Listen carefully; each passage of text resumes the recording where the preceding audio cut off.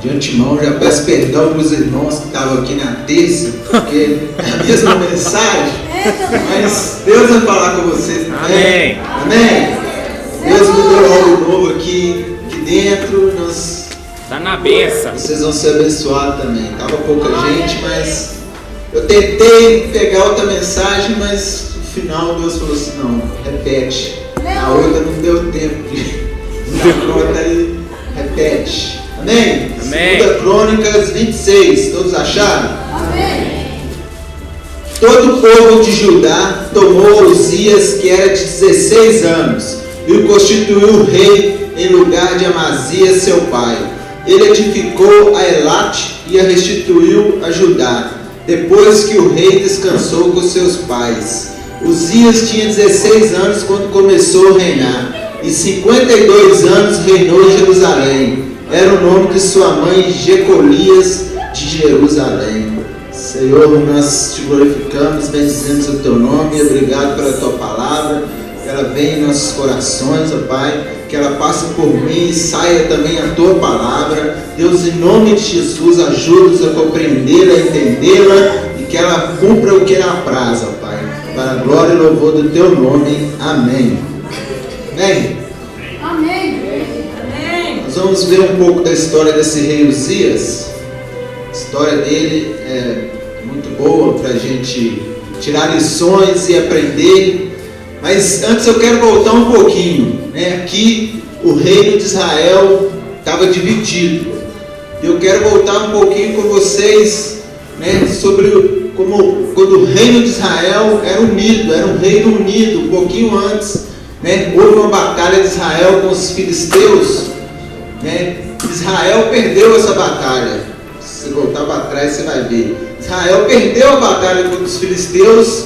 E os filisteus pegaram a arca da aliança, que representava a presença de Deus, e levaram a arca embora. O povo de Israel ficou muito triste. O povo ficou lamentando, O povo ficou com essa perda durante 20 anos, Tinha sido logo em seguida que Eli tinha morrido.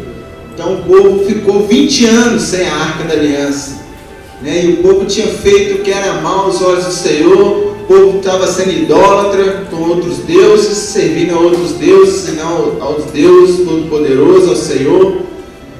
E vem os filisteus e levam a arca da aliança, levam a arca, só que a arca representava Deus ali, E eles tentam fazer algumas coisas com a arca e não conseguem. Eles colocam a arca lá perto do deus Dagon, e coitado do deus Dagon ficou sem cabeça, e eles levaram a arca, e o povo clamou 20 anos, clamando, Então aparece Samuel, e Samuel fala com o povo: olha, se nós queremos a presença do Senhor de volta, nós temos que deixar a idolatria, temos que deixar os outros deuses, os postes ídolos de Baal, e voltar para o Senhor.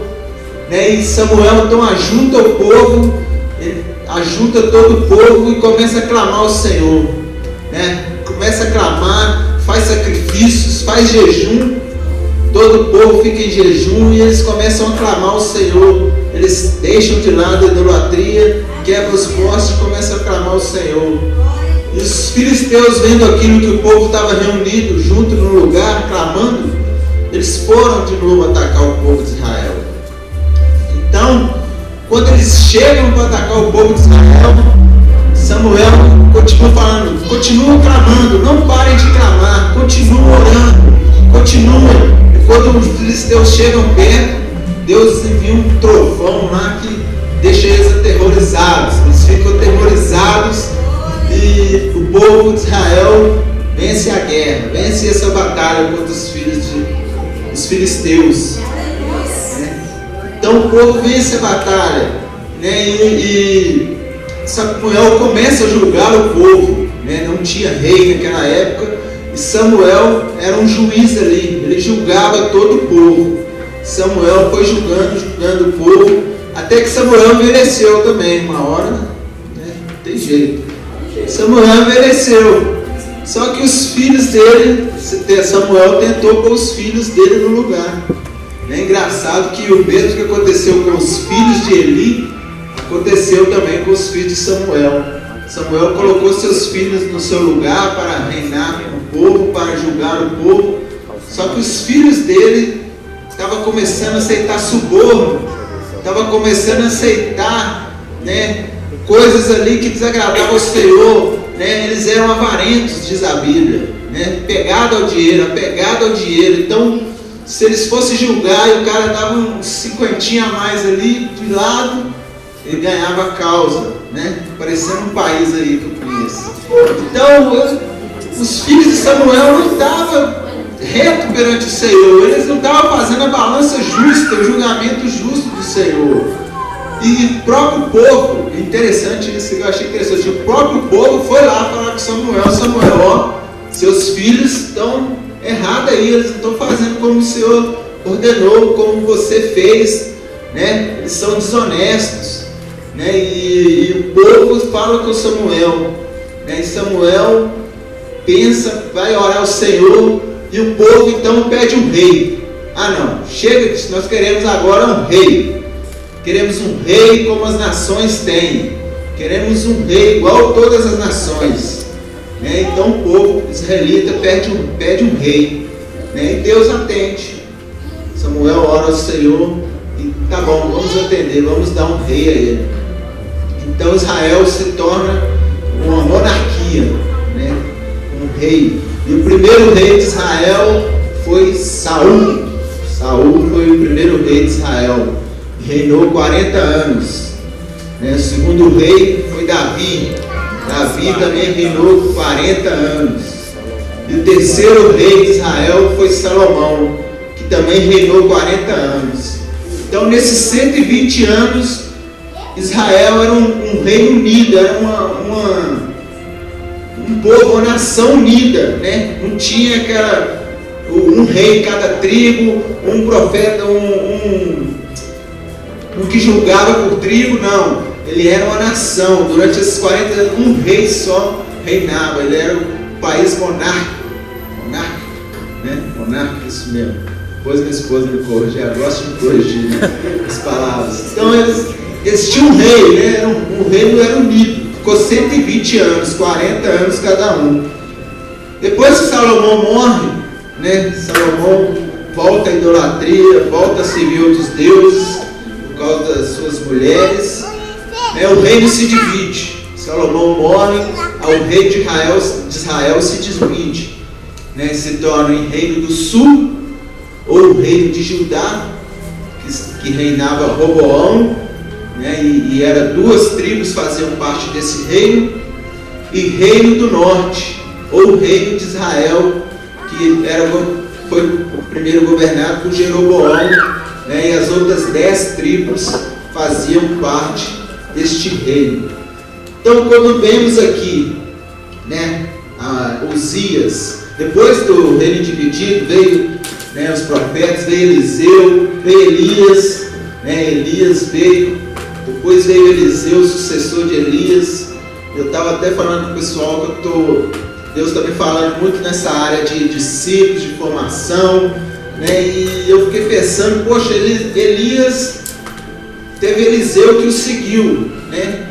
E Eliseu não deixou ninguém, o povo ali, né? Não deixou nenhuma referência. Tinha o Geazi que podia ter ganhado a porção triplicada do Espírito, mas pisou na bola, preferiu o ouro, né, de Naamã, preferiu outras coisas. Geazi, eu fiquei pensando, Geazi podia ter sido, né, um grande profeta, podia ter recebido porção triplicada do Espírito, e vacilou, pisou na bola. E depois de Eliseu não veio ninguém assim que relevante como eles, Elias e Eliseu, né? E Deus tem falado comigo bastante assim, né? O que vem depois de uma geração, depois da outra, o que a gente deixa, o que você deixa, né? Eu estava falando que nós fomos formados para fazer discípulos, mas os discípulos é do Senhor, os discípulos não é nosso, não é meu discípulo. Eu não tenho discípulo para o Senhor, né? Como Paulo diz, sejam meus imitadores, né? Paulo falou, não sejam meus discípulos, sejam meus imitadores,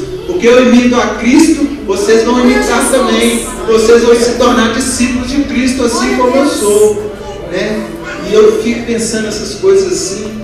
Passou isso tudo, começou a reinar outros reis, chegou no rei Uzias, né?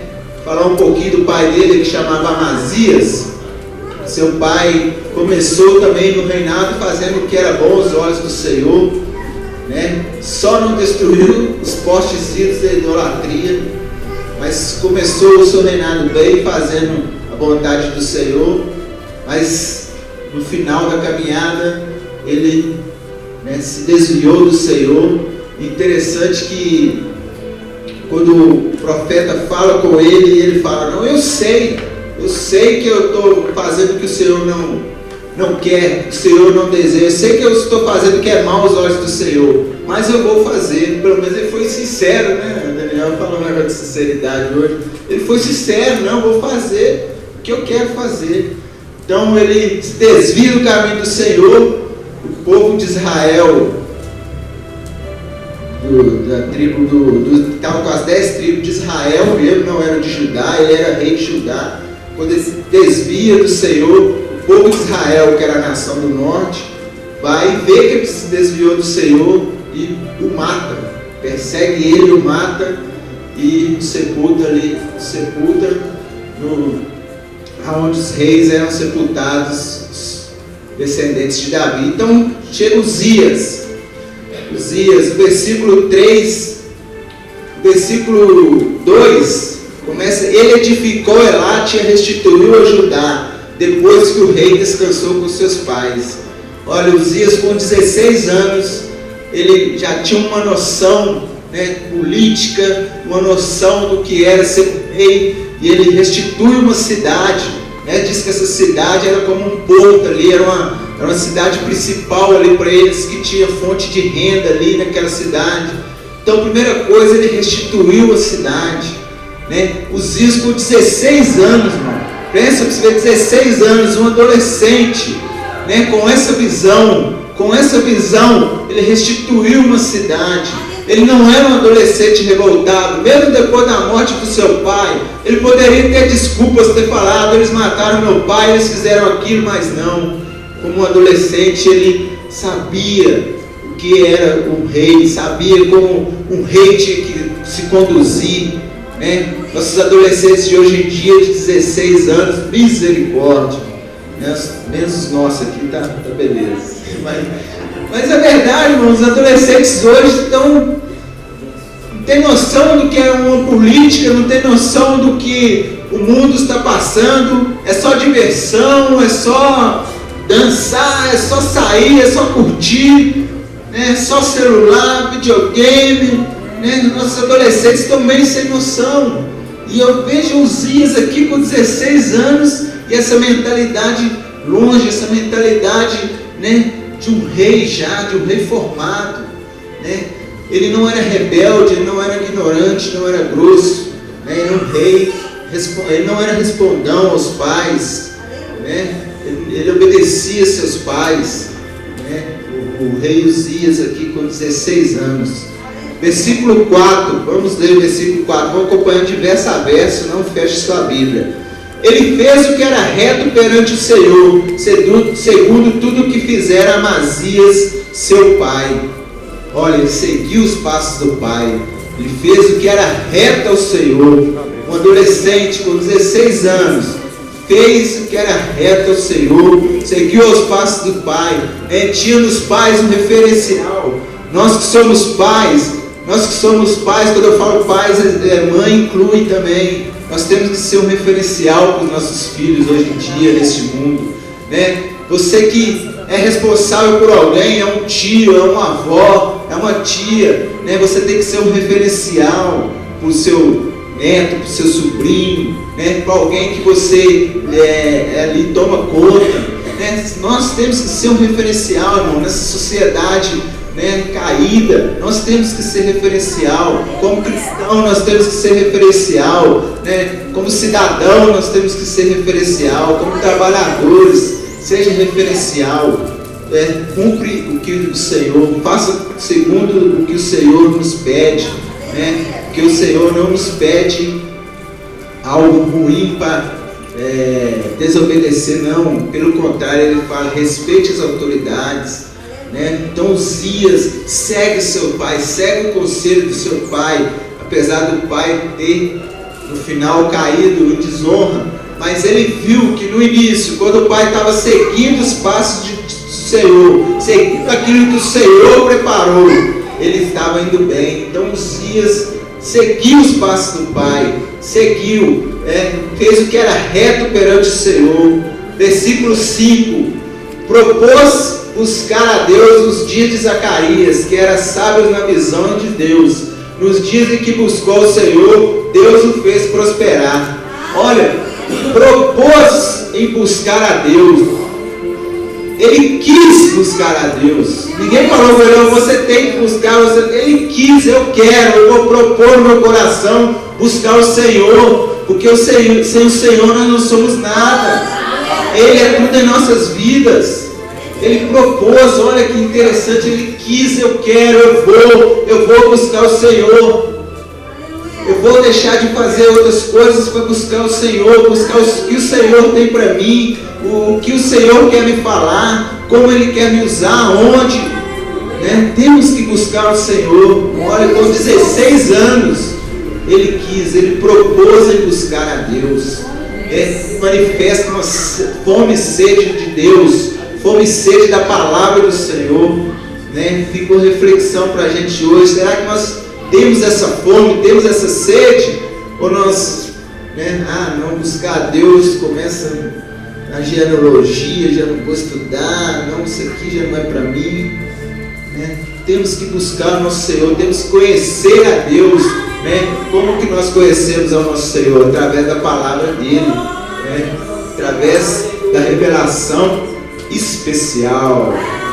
Amém? Teve na história ministrada, revelação especial que vem para você, que o Espírito Santo te fala, porque Deus se manifesta através da natureza, através de tudo, mas Deus se manifesta também pela palavra dele em sua vida. Proponha hoje no seu coração buscar a Deus. Eu quero, eu vou buscar a Deus, eu vou. Versículo 6: saiu e guerreou contra os filisteus e quebrou o muro de Gate e de Jabne e de Asdote, e edificou cidades no território de Asdote entre os filisteus. Outra coisa que ele era um guerreiro. Uzias era guerreiro desde novo, não tinha medo de batalha, não tinha medo de enfrentar as hostes celestiais do maligno, não tinha medo de orar se for de joelho, por causa de uma vida, por causa da cidade, por causa de um povo. Temos que guerrear contra a idolatria, contra a apostasia que tem nesse mundo, contra o pecado. Vou começar a usar minha camisa de novo. Faça guerra contra o pecado. Faça guerra contra o pecado. Faça guerra contra o seu eu que só quer ficar deitado, que só quer ver a televisão, só quer ver o futebol, só quer ver aquilo, não quer buscar o Senhor. Faça guerra. Faça guerra. Hoje nosso adversário não é como o dele aqui, que era outra nação. Nosso adversário está nas regiões celestes, né? Não faça guerra contra o seu irmão, não, contra seu pai, sua mãe, não. Faça guerra contra o espírito do mal, contra os espíritos das regiões celestiais, né? Orando para que Deus liberte as vidas, né? Amém? Faça guerra. Ele era um guerreiro. Olha, com 16 anos, um guerreiro. Versículo 10.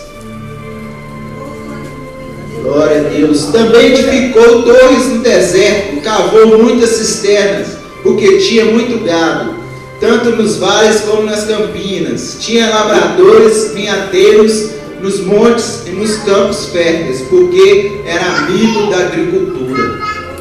Olha que legal, ele era amigo da agricultura. Ele fez fontes de águas, né? A água nos leva à vida, né? Água, fonte de vida. Ele fez fontes ali de água, era amigo da agricultura, né? Ele era preocupado com a natureza, né? Ele era preocupado com a sociedade, né? Ele não deixou ali o seu povo, como se diz hoje, a Deus dará. Não, se deixar o povo a Deus é melhor, né? Ele não deixou o povo de qualquer jeito. Ele não deixou o povo sem água, sem comida.